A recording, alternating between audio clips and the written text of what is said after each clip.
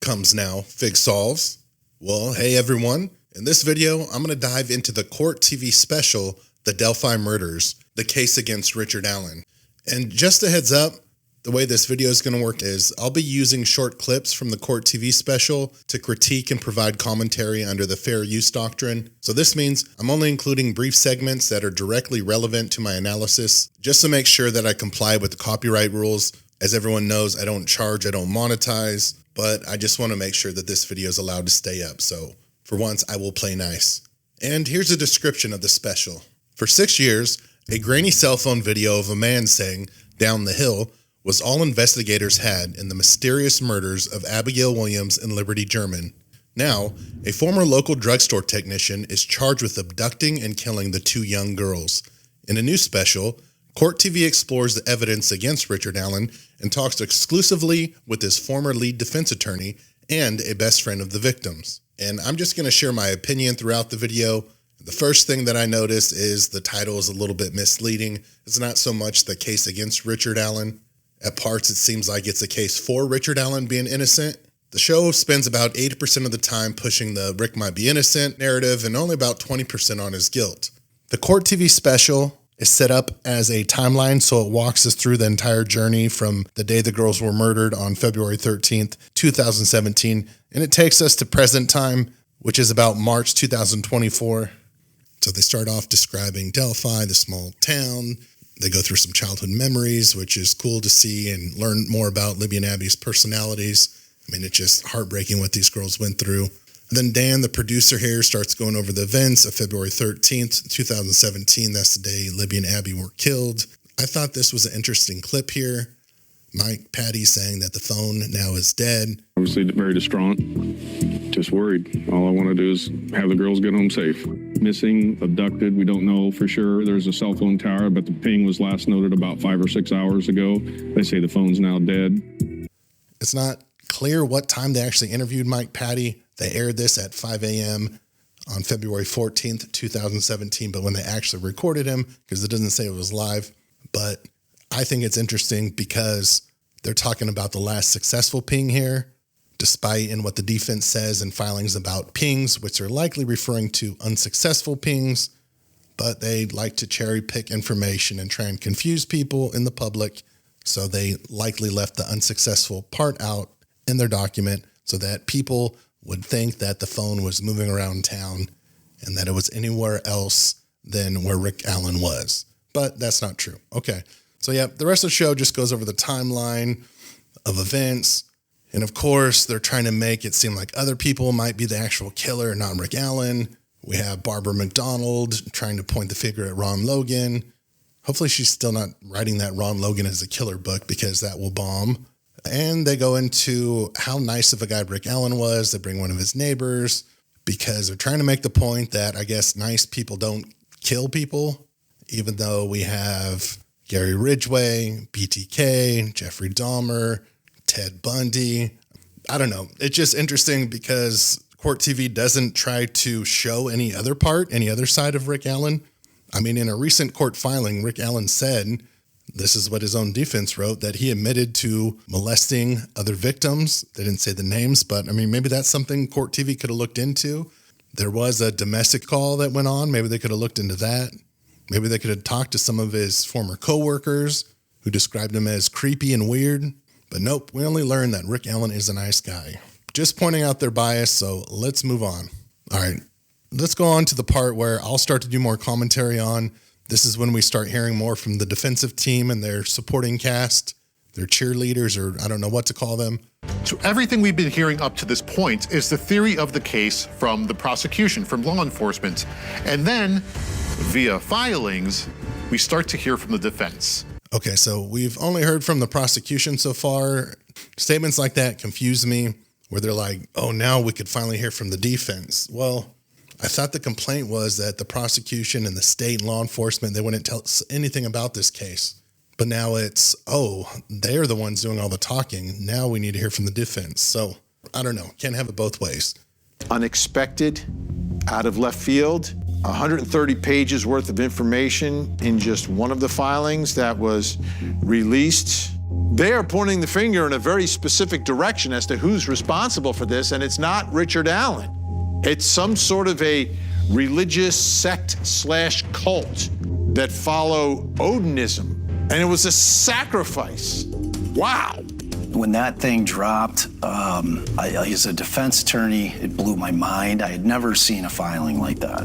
The defense says this theory of the crime was never fully explored by law enforcement and that men they've identified as potential suspects were cleared too easily.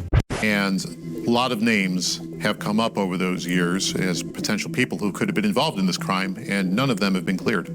The defense says this theory of the crime was never fully explored by law enforcement and that men they've identified as potential suspects were cleared too easily. Okay, the use of the word identified here is pretty interesting since the Odinis stuff never came through the discovery process, right? Because the defense would say we haven't got discovery or it was excluded. We didn't know about the Odinis stuff. So I want to know, where did the attorneys draw conclusions about the Odinis then? How did they get this information if it didn't come through evidence? What made them think that a band of Odinists killed Libby and Abby? So since it wasn't evidence-based, they thought of it all on their own, or did they get some help? Is that why Defense Private Investigator Matt Hoffman contacted Julie Melvin, as you could see in some of these screenshots? So it's pretty obvious that Julie Melvin and Robert Lindsay put this bug in the defense's ear. And since those two were big into conspiracy theories, and so is Andrew Baldwin, I think it was a perfect match. So they concocted this whole crazy Odinist theory without doing actual research that will show there's never been an Odinist ritual sacrifice killing in the history of mankind, which I will give credit for on Court TV because they do have this gentleman here who really debunks the Odinist stuff. Okay, so the defense claimed that Odinists were the real murderers, and to sell this theory, they needed to provide evidence that would seem to support it. By leaking photos that appeared to show runes on a tree and horns in the girl's hair, things that weren't actually there, what they were trying to do is create a visual narrative that aligned with their claims. And why would they do this? Well, first of all, they knew that some of the public would buy into it. Giving these visuals can be very persuasive, and many people might not scrutinize the details closely enough to discern the truth because they have a bias. So they're going to take whatever the defense says and say, yep, it's true because I knew Rick Allen wasn't the killer. It was Ron Logan. It was Kagan Klein. It was these people I knew all along. So those people are in denial, and they support that Rick Allen is innocent because they don't have the humility to admit that they were wrong. So the defense thought if enough people started believing in this Odinist theory that it could generate some reasonable doubt about Allen's guilt, making it harder to secure a conviction. In October of 2023, word gets out that crime scene photos have leaked, apparently from the office of Baldwin. And what it turns out had happened was that someone who was in his office had taken pictures of the evidence and shared them. That's not the whole story. So there was information leaked in late August and early September of 2023, even before the Franks memorandum came out. So before the crime scene photos were leaked, people already knew about the Odinist theory before they even saw the defense 136-page Frank's memo manifesto. Like, people were talking about that and said, so how did that happen? Well, through Mitch Westerman. So this wasn't just a one-time leak where Westerman went in and took some pictures. It was a continuous leak of information. And you don't have to assume or guess that it was the defense. No, Mitch Westerman worked for them. He was arrested and charged, and he even wrote this affidavit admitting to what he did. The leaks came from the defense. No doubt about it. Thankfully, these things didn't make it out to the public en masse. For number one, for the families, like the nightmare of them getting online one day and opening up a picture of their daughter is like beyond words. The other thing is you worry about is if they get out, it destroys Rick Allen's opportunity to have a fair trial. It just does, because pictures like that are just going to incite and enrage people, and they are going to blame the person that's under arrest. Oh, so Bob Motta is just a podcaster. I thought he was a lawyer, or maybe he's suspended, or was that his wife? I don't know. Anyways, so yes, leaking the photos could upset people and increase animosity towards Rick Allen, but for the defense, it was a calculated risk. They were banking on the idea that the controversy and confusion generated by the photos would outweigh the negative impact of the public outrage.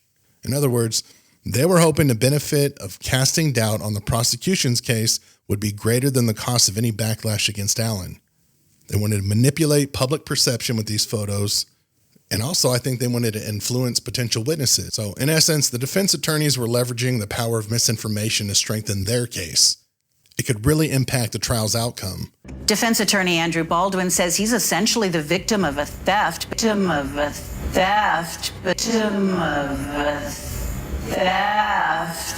But the judge is furious. Allen's attorneys have filed notice. They plan to introduce evidence Monday that prosecutors had been in contact with online true crime podcasters and YouTube creators. One of them, who runs the YouTube page Fig.Solves. And she accuses the defense team of being incompetent and negligent. We've had an unexpected turn of events, ladies and gentlemen. Mr. Baldwin made an oral motion to withdraw. I granted that oral motion to withdraw, and Mr. Rosie will be submitting a written motion to withdraw, I'm assuming within the next couple of days. My name's William Libretto. I am now Richard Allen's former lead counsel. I don't think Mr. Allen had anything to do with this. You're a defense attorney, so that's your job to sort of say your client is innocent. And rarely do I believe it. But in this particular case, I believe it. William Libretto indeed needs to claim that Rick Allen is innocent. Even as a temporary lawyer, he's ethically obligated to uphold the presumption of innocence for his former client. Now, if Libretto were to state publicly that he thinks Rick Allen is actually guilty, Libretto could get into serious trouble, including potential disbarment. So by saying Allen is innocent, Libretto is just simply fulfilling his professional duty. He has to say it. Come on, Barb. Libretto, who was Allen's lead defense attorney for 79 days, admits he hasn't been through all the discovery in the case, but he says blah, blah, blah. So we should really listen to him when he starts talking about what evidence they don't have against Rick Allen. 100%. I guess when you don't go through the discovery, you have lame reasons of why Rick is innocent like this. And what convinced you?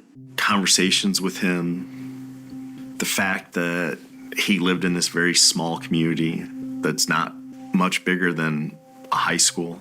He worked at the CVS in Delphi. The police sketches are hung up in the CVS. The bridge guy picture is in the CVS. And in 5.5 years, no one comes into that store and says that kind of looks like you. So when he was asked, why is Rick Allen innocent? Here's what he said at first. Because I spoke to Rick. Rick Allen is innocent because he lives in a small community. That means he's innocent. Rick Allen is innocent because he worked at the CVS in Delphi. That means you're innocent of anything, of course. I mean, why are you telling people this, Libretto? Now when people commit a crime, they're just going to go start working for CVS because it's going to mean they never committed a crime. And then also, he's confused on why nobody recognized Rick as a masked bridge guy. I mean, despite the fact that he was wearing a mask, could you identify people who wear a mask? I don't know if this has any relevance, and, I'm not a conspiracy theorist, but an arrest was made 27 days before a sheriff election. Okay, so why the patsy theory is dumb, right? If you're thinking about this for 6 years, if Tony Liggett had this plan for 6 years, then you would want to make an arrest at least a year before the election.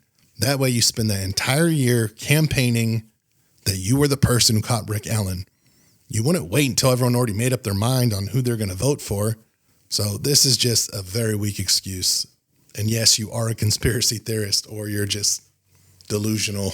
How would you characterize the case as you know it against Richard Allen? Well, it's obviously circumstantial. I haven't seen any direct evidence that, other than he admitted that he was on the bridge that day, and we think during the same time frame as the girls were. There's technically both direct evidence and circumstantial evidence. For example, his confession, that's direct evidence. Eyewitnesses, seeing him, that'd be direct evidence.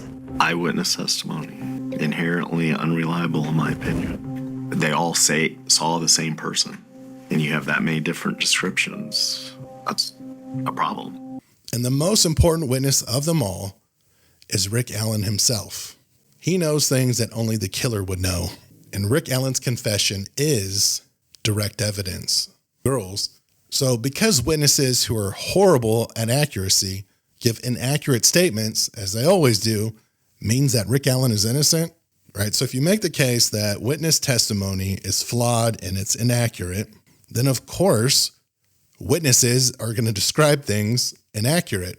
And then you're going to try and use the inaccuracy against the state. You can't have it both ways.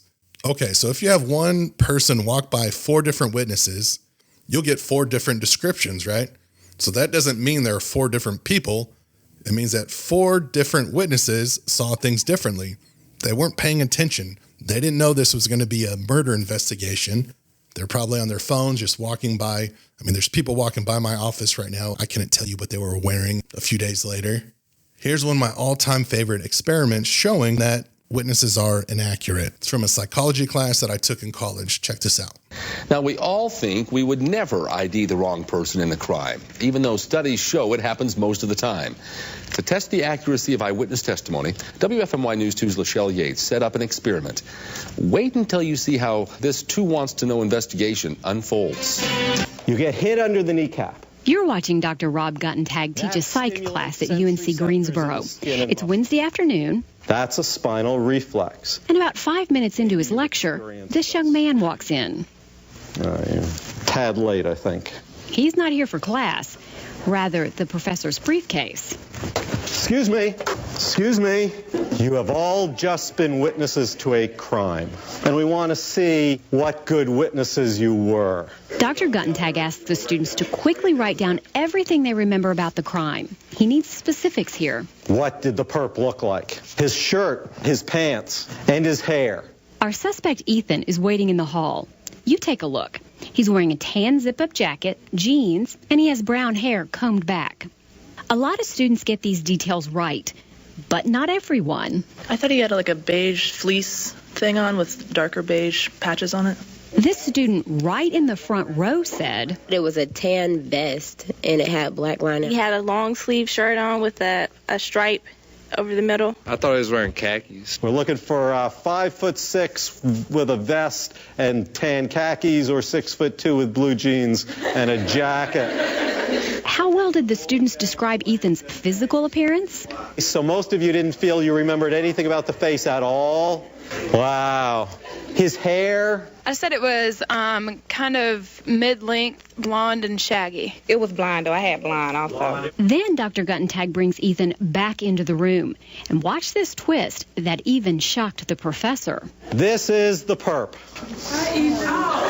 This is Ethan. That's not him. That's him. Quickly, Dr. Guttentag picks up on the confusion and starts trying to influence the student's memory. How many of you realize that this is a trick and that isn't really him? Put your hand up high if you realize that we brought a different person in. I definitely don't think that was him. How's he different? His hair is slicked back, and I think he's wearing different jeans. Again, listen to the student on the front row. And I saw his vest. I don't remember seeing a jacket. Put up your hand real high if you did think that the guy who came in was the perp. Fewer than 10 students raised their hands. How many people realized it wasn't him? Looks like about 80. Okay, this is him. This is him. This is Ethan.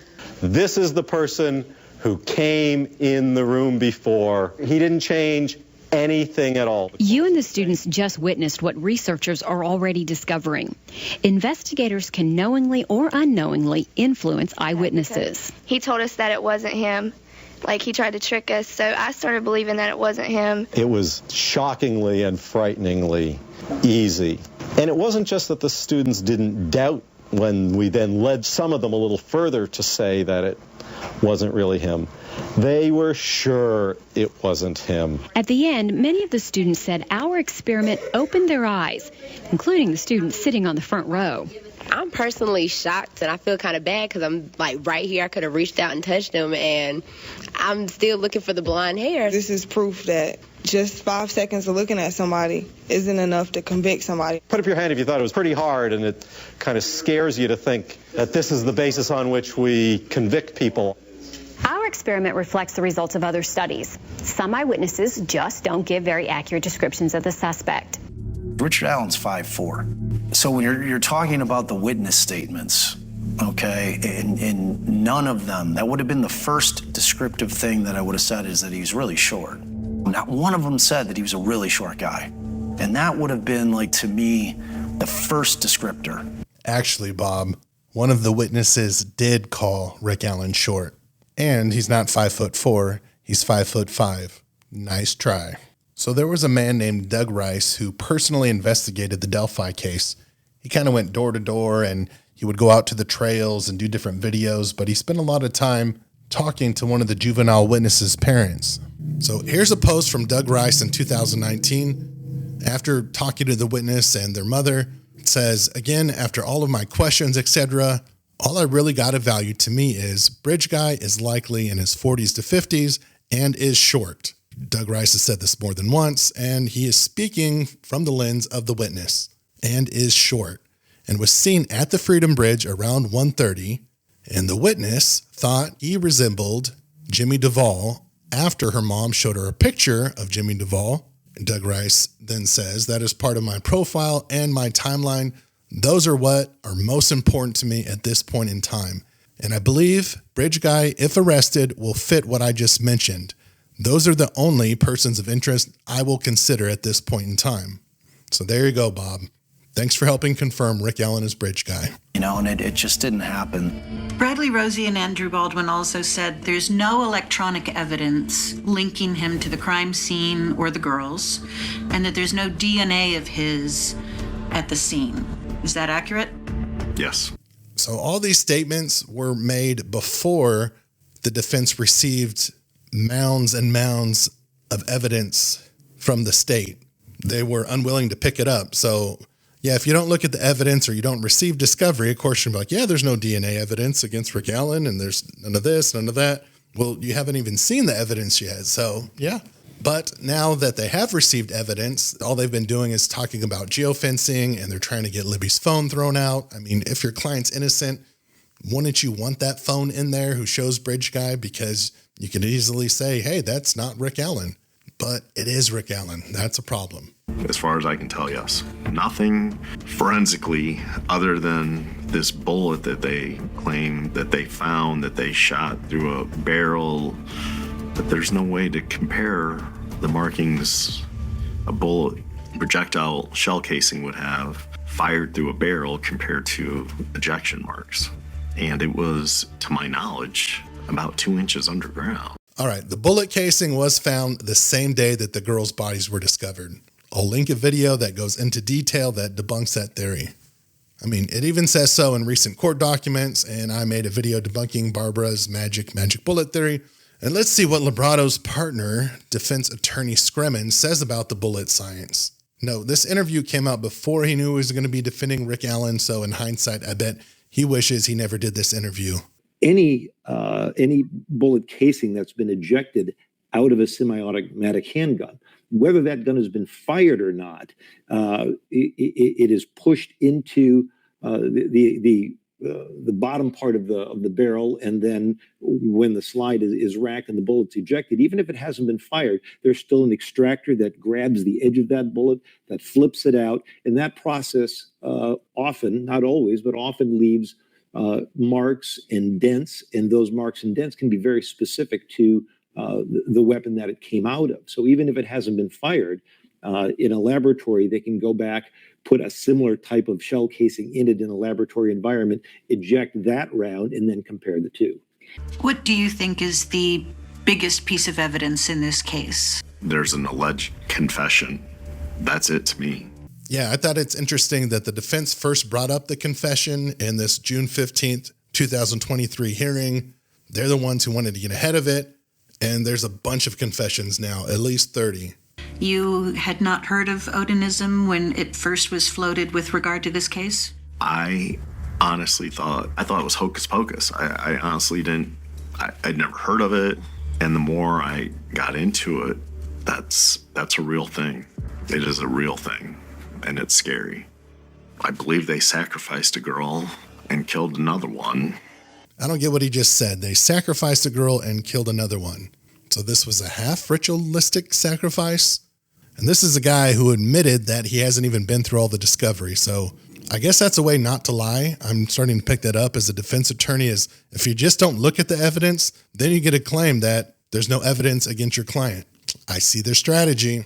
And there's never been a human sacrifice that's ever been documented by an Odinist cult. And there were not even Odinist symbols at the crime scene. A pile of sticks does not mean that it's Odinistic. In addition to pointing the finger at several men who allegedly practice Odinism, the defense says that several of the prison guards in charge of Richard Allen were wearing Odinism patches on their uniform. Footnote. Both sets of Richard Allen's defense attorneys have raised issues about what they call harsh conditions behind bars. Rosie and Baldwin also allege that Richard Allen's family was threatened if he didn't confess.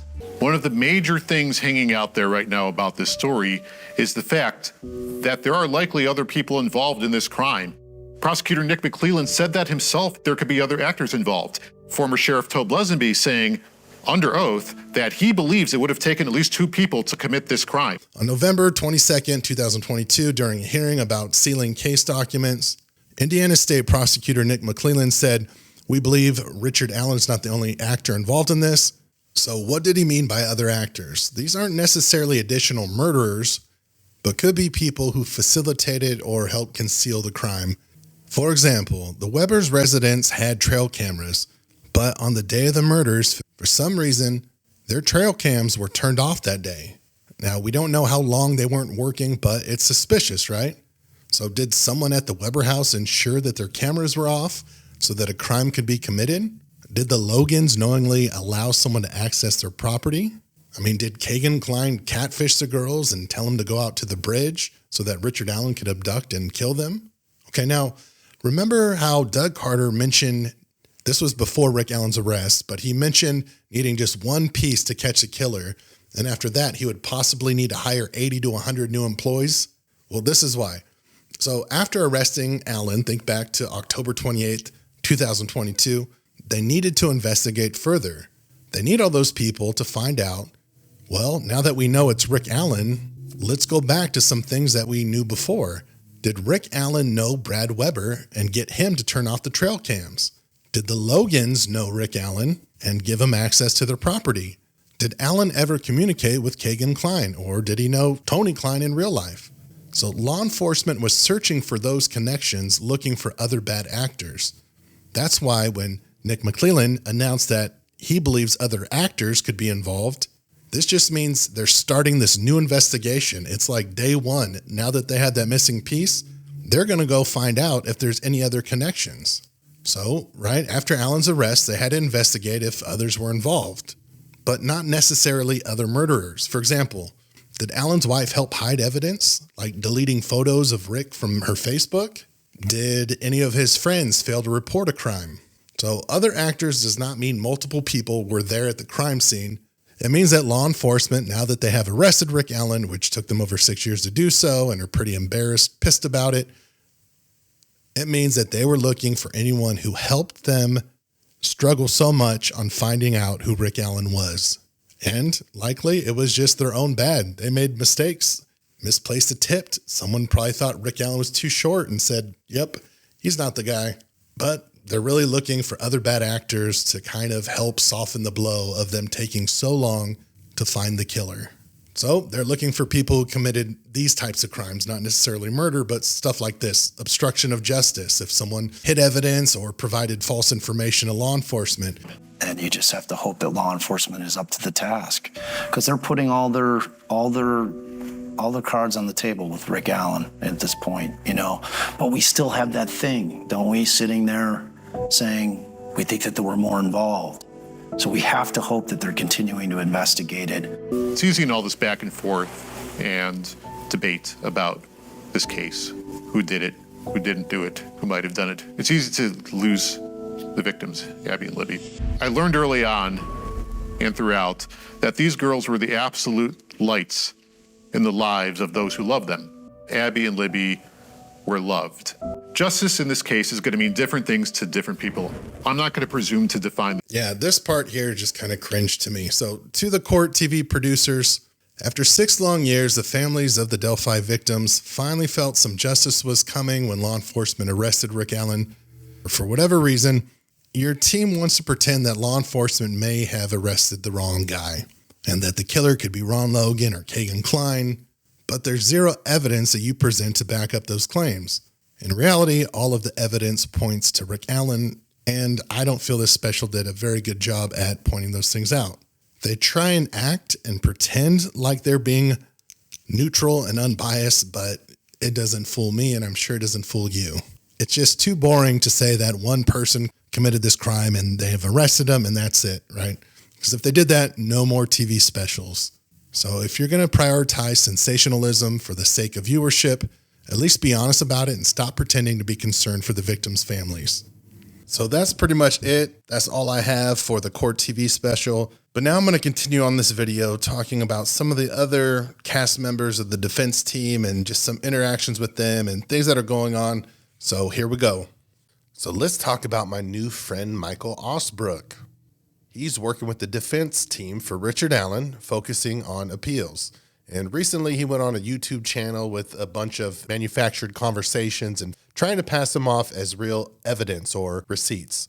This just after Judge Gohl ruled that none of that stuff was actual evidence. None of it is proof. None of it would be allowed in the contempt hearing because it's all ridiculous hearsay. So I couldn't help but laugh knowing he was showing screenshots in a fake conversation. Honestly, I think he knows they're fake. That's probably why the defense team didn't have the guts to call me in as a witness at the contempt hearing. They knew the actual proof I would bring would get the defense in even more trouble than they're already in. Mr. Osbrook seems to think only lawyers could talk about the law. So he puts, if you want to waste a half hour listening to someone exposed without a fig leaf, so clever, practice law without a license, and that's an appeal to authority fallacy. And it's an interesting tactic for an attorney to use, right? You'd expect someone in his profession to value arguments based on their merits, not dismiss them based on credentials. Let's remember, expertise isn't just about titles, it's about substance and truth. Just because you want something to be true doesn't make it true. Osbrook should ask some of these questions, or you should ask him these questions if you're a critical thinker. Where did the screenshots of Fig come from? He never posted them, so where did they come from? Do you trust that source? Do you know if they're fabricated or not? Did Fig actually say those things? What if Fig was actually lying to that person? Is that still a receipt? Is that account even real? Did someone make up that account and use Fig's profile picture? And if it was Fig's account, was it only Fig that used that account? Did he share it with others? And why do you have screenshots and not the actual emails? Who just screenshots an email? Why do you claim fake things as receipts? Now, this is Michael Osbrook. These are all his posts. He's posting these while talking about Libby and Abby, a 13 and 14-year-old who were kidnapped and murdered. And it's not like the guy just posted this once as a joke. It was again and again and again. Another female gagged, again. You know, we got pleasure searching up these images. Just for me posting things that the guy actually tweeted out, I just put his images up. YouTube flagged me because it was sexual content, they said. So it wasn't my content, just showing his content, got it flagged as fetish. So what's that tell you? YouTube said it's fetish. I'll let you be the judge. Okay, so after that, I see there's a post that you made, got sent to me, trolls be trolling again. Seems one of the Discovery League conspirators was not happy with being outed with receipts last night. Yeah, look, here's some of the screenshots. Getting the defense kicked off was another win. Okay, Fig.Solves number 27, like who is that? Okay, that's me, right? Good one. But who cares? I could say that right now. Getting the defense kicked off was another win. What the hell? What does that mean? And what is this other one? It's not even in English. And if Mark didn't tell anyone until October, I mean, look, you could just tell it's spliced together. Now there's no period. Now there's a capital on all of these. That's not how I would type. Well, I have them. Wait, why is it Fig.Solves here and this is Fig.Solves number 27? Like, you guys got to do a better job at manufacturing this stuff. Well, I have them Fortson in September, but it doesn't matter who did it first, just that it got done. So this is what Osbrook posted as receipts. Getting the defense kicked off was another win. That proves that I was getting leaked information, apparently. And then this broken English sentence paragraph thing, I don't know what it is. Some shit spliced together. Looks like something someone from a different country would type and try and manufacture. I'm just saying, come on, sleuths, you could figure it out. What happened here? Those are receipts. Okay, made up stuff is receipts. I'll remember that. Then I guess he saw something where I told the truth and exposed him and proved that everything that he was showing or that the court had was just fake nonsense. Nick McClelland's evidence, also hearsay. So he's talking about the leaked photos and if it was just hearsay. So let's see if these were hearsay here. Oh, okay, here. This is affidavit that, who signed this? Mitchell Westerman, where under oath, and he states that the following information is within his personal knowledge and is true to the best of his knowledge. 1, I was in attorney Andrew Baldwin's office building waiting to visit with Andrew. He was in his office either meeting with a client or on a telephone call. Why does that matter? With the door closed. I went into the conference room to wait. 2, I observed printed copies of photo evidence on the conference room table. I took pictures of a few of them. 3, Andrew Baldwin did not give me permission to take the photos of the printed copies. He was not present and he did not have any knowledge that I took pictures of the evidence photos. 4, I'm freely and voluntarily typing and signing this affidavit on my own accord because it is the truth. So is this hearsay? The signed affidavit by Mitchell Westerman admitting to this criminal act, which he was arrested for? That's hearsay. Like, who listens to you? My word. I want to ask, if it was only the crime scene photos that were leaked, then how did I know about the Odinism theory weeks before the Franks memorandum came out? It's because the defensive side was leaking information more than once. Or what about this statement? This is from another official court document. Here's Baldwin admitting to the leak that it came from his office and making excuses from it.